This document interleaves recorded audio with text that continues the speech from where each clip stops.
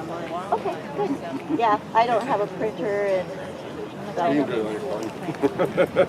you all pronounce it? So are you coming from you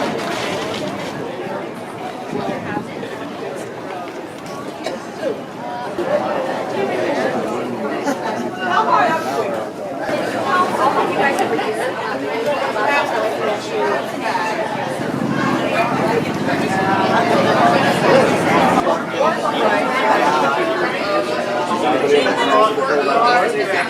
Just go that way.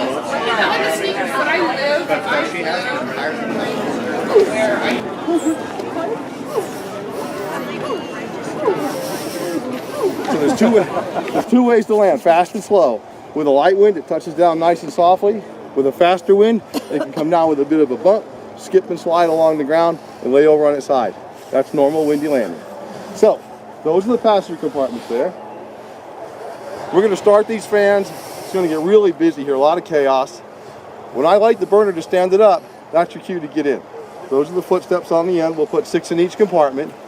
Before we take off, I'm going to have you demonstrate the landing position to me. And the landing position is this. There's 2 compartments that you'll be in. You'll turn around, you'll face this way.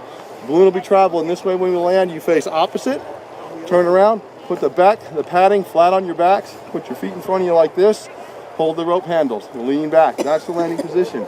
If it's going to be windy, I want you to slide down through your head. Once we land, if it's a calm landing, and we're just sitting there, don't jump out and take a picture until I say it's okay to get out. Because if the balloon's still warm and you get out, we'll take off again. And you'll be watching us fly away. So don't jump out until I say it's okay.